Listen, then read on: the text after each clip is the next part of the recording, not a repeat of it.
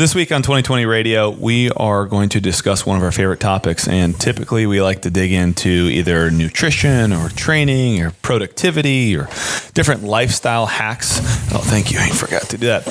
Different lifestyle hacks to improve your life. Well, one of them, our favorite topic here is shoes. Yeah.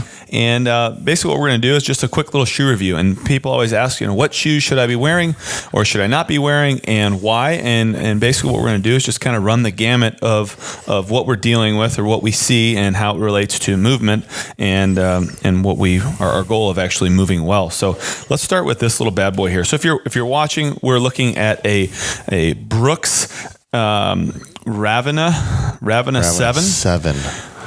It's a big chunk of shoe, and this would be considered a running shoe, and this is what most people typically walk into the gym wearing. Yeah, and I bet you it's pretty comfy. Super comfy, super cushy. Mm-hmm. And, what we see with this is a lot of instability. When you have a shoe that is cushy, you're not able to feel the ground. And I think the thing that people like about it is when you go out and run, and if you run poorly, you're able to land on your heel. Mm-hmm. We should have really good sound effects for that, for what it sounds like. Oh, yeah. Yep. Back knees. Where it really beats your body down slowly. Yes. Well, millions of reps over a period of time. If you think about back squat. This allows you to do that. Yeah. It gives you the ability to overcompensate in areas where you wouldn't normally be able to overcompensate. When would you wear this shoe? I wouldn't. Correct. Oh, but if you were going to run a marathon today, and I didn't practice anything at all, I'd probably wear something with more cushion. I'd probably go super cushion. Yeah. So we look at this as not a training shoe. This is like event shoe. Yes. Event specific. Well, and even going into training with a shoe, so we talk about compression. So basically when you are squatting, say you have weight on, load on, say you're squatting, it gives you a squish. So then that's instability. Now, even though there's weight on a bar, you can apply that same principle to when you're running. You still weigh something, so that means every time you run, that's why it's doing all that squishy stuff. Cool. Yeah. All right, so we're gonna move on down the spectrum. So now we've got a more kind of athletic trainer, if you will. This jump higher with the springs. This has springs, and guaranteed. It's an Adidas 1/2 inch on your vertical. It's an Adidas cushy shoe. I don't know. It looks like a training shoe. It looks a little bit more athletic. It's still heavy. There's a lot of material to this. Yes. It's a little bit more rigid, so maybe better for squatting. So, maybe the next tier up, but again, it's kind of geared towards cross training. And what we said with the last one will probably all still apply to this. There's just too much shoe here. Yep. Too much shoe. Okay. Now we're getting into, so now let's go to an extreme. So we're getting to an extreme. So right now I have a Vibram, I apologize. Toe shoes. A toe shoe. Yes. And Have you ever had a pair? Uh-huh. They're amazing. Have you had a pair? Yeah, I've had like 2 or 3 pairs. Yeah, they're kind of funny. So I was the guy who put this on and started a running regimen, which is really stupid. Horrible. Because I went from a Brooks to the 5 You ran like 5 miles right off the bat. And then your calves feel like they're going to explode. So this, again, is not a training shoe either. It might be something really good to walk around in if you don't want to have friends. Or jet skiing. Very good for jet skiing. Yeah, very good for jet skiing. Seriously, water sports. If you're socially very secure, you can wear these. But, or you just want a conversation or starter. If you've conditioned your barefootedness to being barefooted, then you could go and condition this and maybe you could go run. But it takes, you got a stair step, like run 100 meters and then next week run 200 meters. Or just do CrossFit classes with these and build up your foot endurance. Yep. Good. And then, so let's go extreme on the other end then. Yeah. So extreme on the other end would be so this is a flat shoe. So what we're going to talk about here is heel to toe drop. So with this Vibram, you can Google it if you're listening. A Vibram is 0 heel to toe drop. When we get into an Olympic lifter. Yeah, so an Olympic lifter is going to be, this is a super stable platform. So this thing is 0 cushion.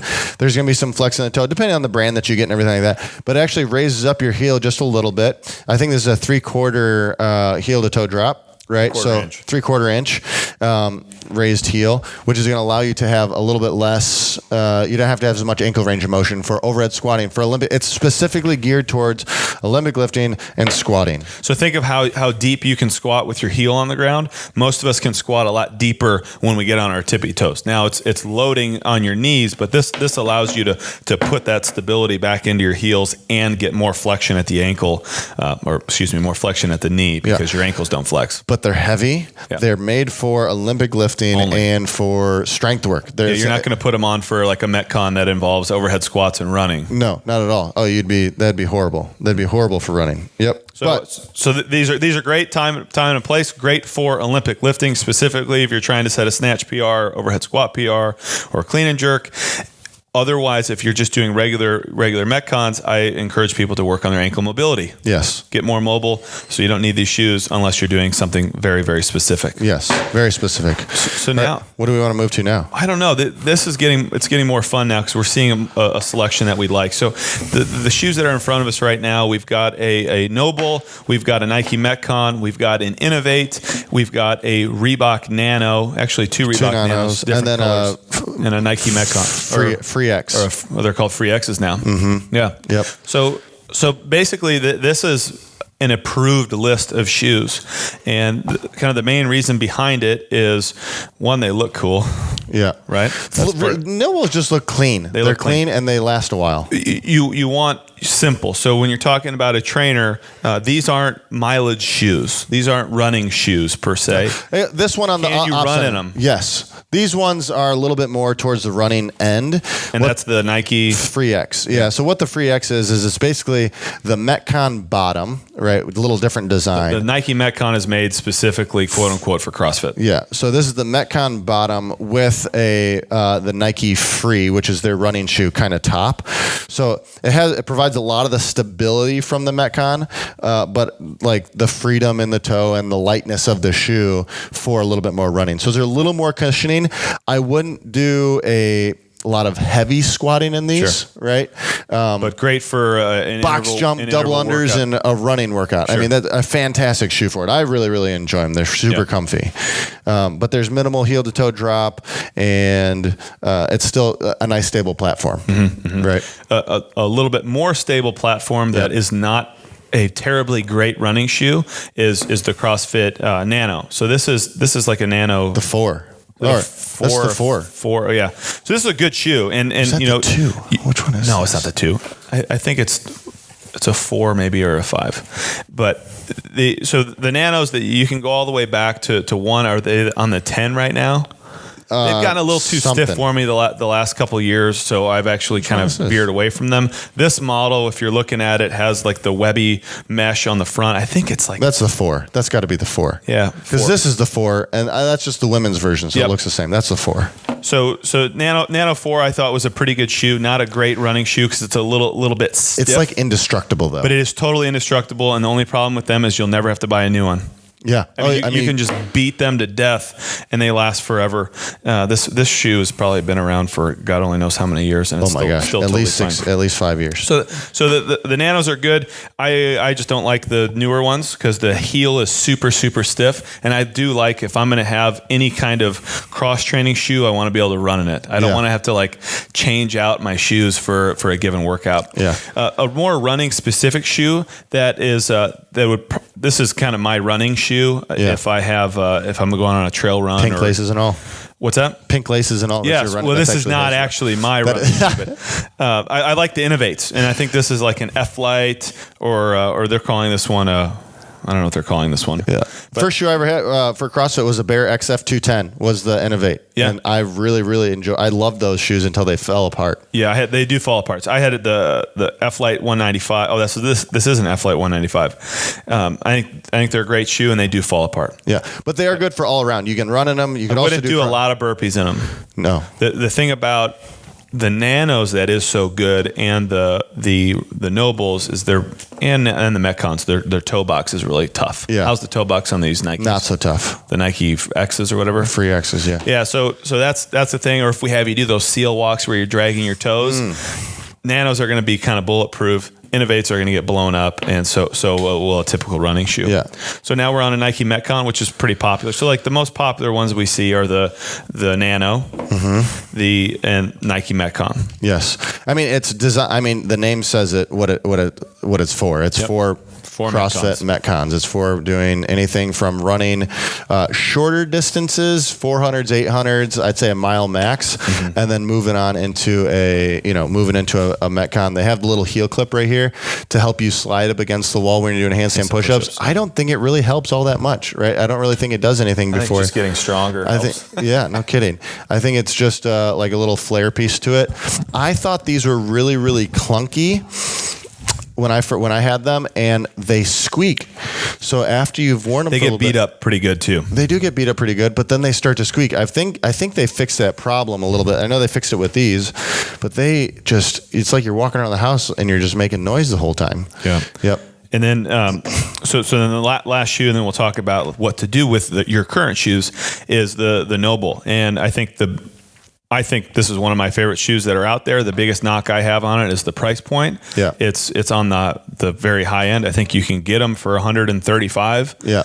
$129, I think, discounted. Yeah, and that's just like the basic one. If you want any type of design on it, then it's going to be $150 something. Right. So definitely on the higher end of the price spectrum, but you take good care of them. They last a long time. I wear these probably 5 days a week, all day long, and they last. So and their customer service is really good. So in a smaller company, I like supporting smaller companies. But at the end of the day, you can get better deals on the Nike stuff. There's just more of it out there. It also kind of depends on what color you like. Yeah, I mean a lot of it's a deal with style. Yeah, and then so hey, you're interested in shoes. I think the big thing that we're after here is putting your feet in a more natural setting and not building them up with cushion. Now I just have one of these insoles from the Nike Metcon, and you'll see that it's almost a half inch thick of cushion,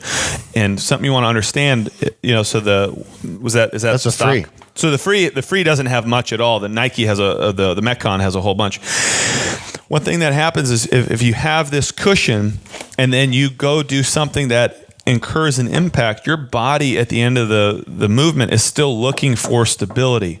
So regardless if you're running on cushion or if you're running barefoot, your body's going to find the same amount of stability. It just depends on where it gets loaded. So if you're using a whole bunch of cushion, it's going to find its way into your knees and back, where if you're not using a bunch of cushion, it's going to find its way into your ankles, because that's where it's going to be absorbed. So, try to put yourself in the most natural setting possible. So I think my first recommendation is pull your insole out. Okay. If you have a little skinny insole like this one, I don't even count this as an insole. It's kind of this little floppy flap. There's not much there. That doesn't bother me at all. But if you have a half inch worth of foam in your heel, you're not feeling the ground the way you're supposed to. And then, my other recommendation off of that is find something with a toe box that suits you. Now, everything we've listed or everything we have on the table, from the Noble to the Nike to the Reebok, they have pretty wide toe boxes. The Innovate is for a narrower foot. Yeah, so if you have a narrow foot, do you have a narrow foot? No, I have a wide foot. You have a wide foot. Yeah. Yeah. And really, we all should. And I don't want to show you my feet on video because you'd probably throw up, but your pinky toe climbs under. Pinky toe climbs under is not ideal. Your feet should be natural the way that your hands are. And I think a lot of us, from being crammed into, ladies specifically, to being crammed into dress shoes, guys being crammed into dress shoes, our feet kind of start to collapse together. So even though you look cool on the outside, it's you want to put your foot in a more natural setting so you can have more balance. Yeah. And there's one shoe that I haven't tried yet that I really want to. I've heard good things about it. It's called the Vivo Barefoot. Mm-hmm. Have you heard about those? Mm-hmm. I mean, those... I have a pair of dress shoes that are... Oh, really? Barefoot. I have a couple... Yeah, they're great shoes. Really? A pair of work boots.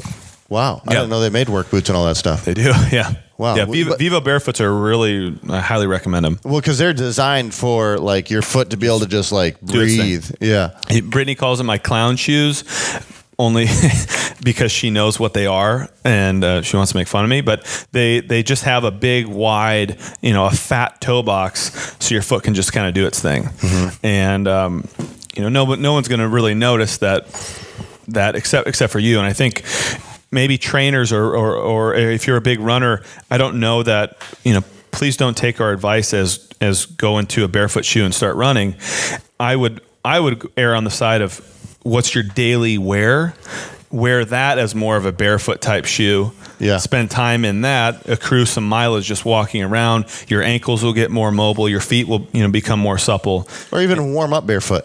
Yeah, we've got a lot of people doing that. Yeah, you just warm up barefoot and then throw your shoes on, and then at least you've gotten some time under tension barefoot. Yep. Or cool down barefoot, or maybe do the strength work only barefoot. Do your squats or deadlifts barefoot. But it's as much as we're all about kind of building, you want to build hip strength and core strength. It starts on the ground. Yeah, I was gonna say what hits weight first. Yeah. It's going to be your feet. It's going to be your feet. So think, this was just a kind of a brief overview of a whole bunch of different shoes, but think about what you're putting on your feet and how it helps you interact with the ground and how you feel when you run in a certain type of shoe, how your form is when you run with a certain type of shoe versus running barefoot, for example. If you want to do a quick test, go for a run with a cushy shoe and then do this inside so you don't wreck your feet. Run inside with bare feet and have somebody shoot a video of it, and you'll see really quickly the differences. So don't necessarily go barefoot, but maybe work towards it. Go barefoot on the weekends. Try and go maybe a half day a week where you don't put any shoes on at all. Build your foot up, and I think a lot of good things come from that, on top of just being able to buy shoes. Oh, absolutely. So I wasn't a shoe person until I started doing CrossFit stuff. And then it's like all of a sudden you're like, oh, geez, I got like so many different pairs of shoes. Yeah. So if you needed an excuse to go out and buy a new pair of shoes, now you have it, and we'll talk to you guys next week.